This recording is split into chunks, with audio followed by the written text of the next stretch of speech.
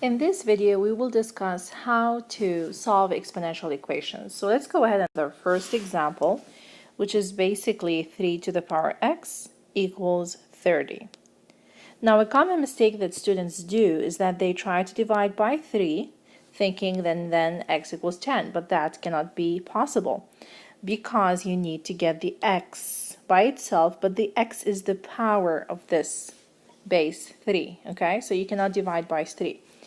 Now, what can I do then to get to x? First of all, I need to check if the exponential b to the power x is isolated. And yes, it is. There's nothing being multiplied on the outside. There's nothing being added or subtracted, so the exponential is practically isolated. Now, one method to solve something like this is to take the log of both sides. Now, there are two methods to solve something like this. Method 1 is to take the log of both sides. So let's start with the first method. Now, to take the log of both sides, I just put a log in front of the 3 to the power x, and then I put a log in front of the 30.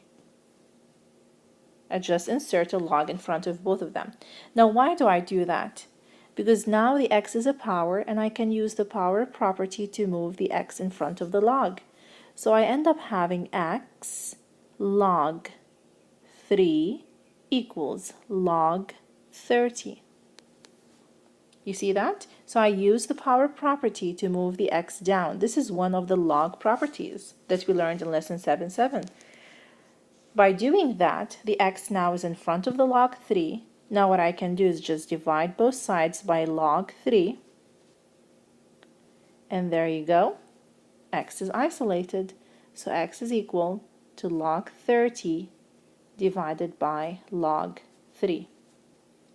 Now to get the final answer, don't forget to divide these two. So you have two options. You can either go to your calculator and plug and just click on log, which is right under the x square button. So click on log 30 and then divide it by log 3. Don't forget to put parentheses around the log 30. Now, if you're afraid that you're going to forget the parentheses, you can just create a fraction and put alpha y equals. Click on alpha y equals enter. And then you will have a fraction. You can put the log 30 on top and the log 3 on bottom. Okay, so this is your second option to do it on the calculator. This is the first, this is the second. Now, the third option is that you can change this into something like this. And this is using the common log property, and this is something also that we learned in lesson 7.7. So what happens is that this number over here will be the argument of this log, and the number on the bottom of this fraction will be the base of this log. So you can basically change this whole thing into log 30 base 3. So if you have log 30 over log 3, you can change it into that.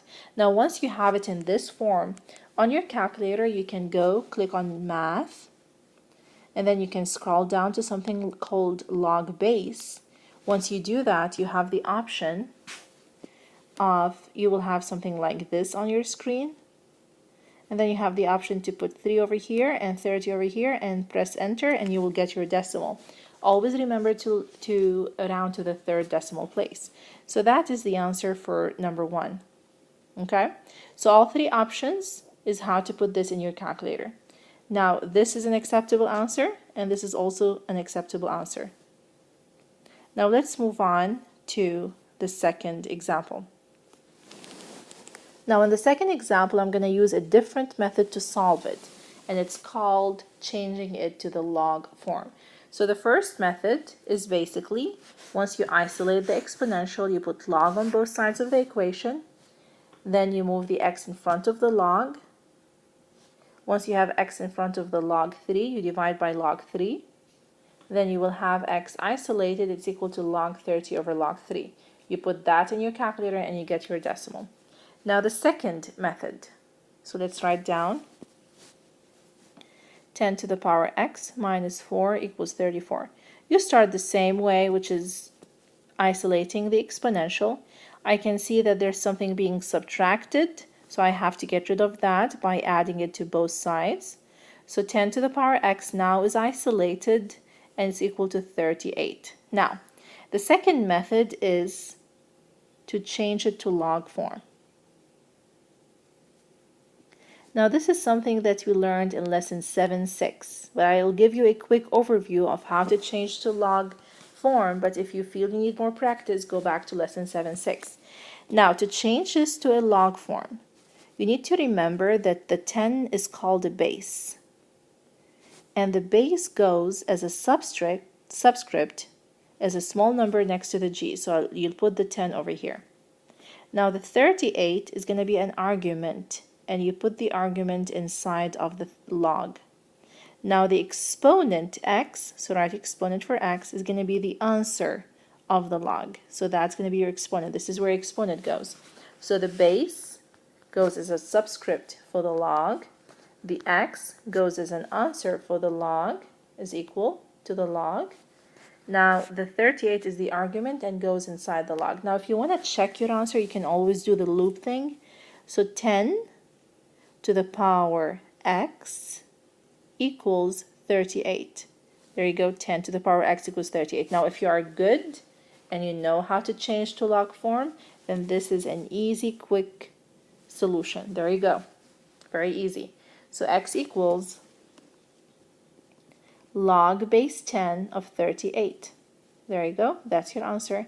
You don't have to divide, you don't have to change to do the common log property, you don't have to do the power property, just quick if you know how to change to log form. Now I just want to point out, if the base is 10, you don't really need to write it. So you can just write log 38 and then it will be understood that the base is 10 if you don't write it down. Just like the square root, we don't write the index 2, okay? It's known that the index would be 2. So if the base is 10, this is called a common log, and you don't have to write the 10 at the bottom of the G. Now let's go ahead and move on to number 3. And I'm going to do also the same method for number 3, which is basically changing it to log form. And then number 4, I'll do the first method, which is adding log to both sides of the equation, okay? So let's start with 5 to the power x plus 14 equals 21. Now the first thing I need to do is to subtract 14 from both sides. Now 5x equals, 5 to the power x equals 7. Now once I have the exponential isolated, I can change it to the log form. And how do I do that? I try to identify the base, and I can see that the base is 5, that goes as a subscript. The answer is going to be your exponent, and the 7 is going to go inside the log. There you go, done. That's the final answer. X equals log base 5 of 7. Very quick, very easy if you know how to change to log form. Now let's move on to question number 4, and we'll be doing the first method.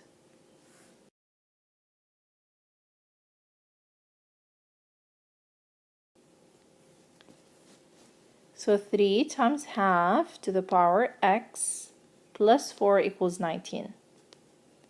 Now remember, I have to isolate the exponent. I do that by subtracting 4 first.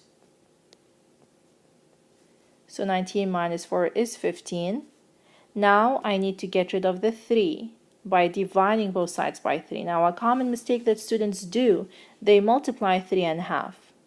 You cannot multiply these two because half has a power. 3 does not have the power x. So you get rid of the 3 by dividing both sides by 3.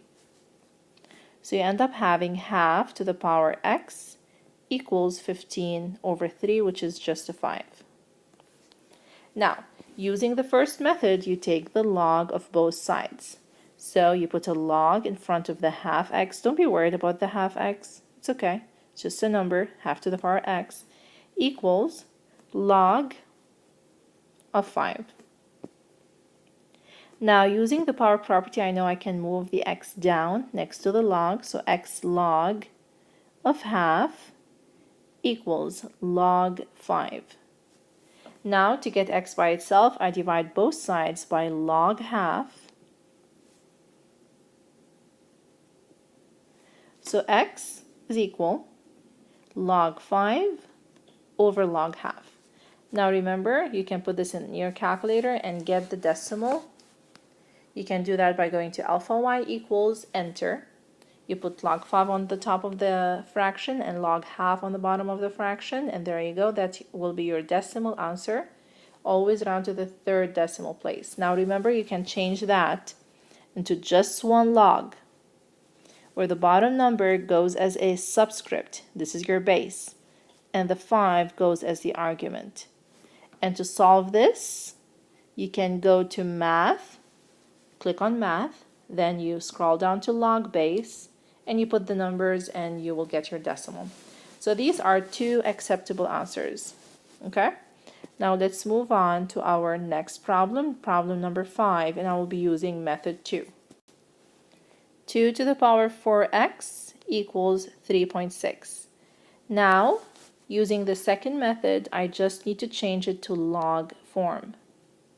So I need to know what my base is. The base is 2, the exponent is 4x, and the argument is 3.6. So that's your base, that's your exponent, and that's your argument.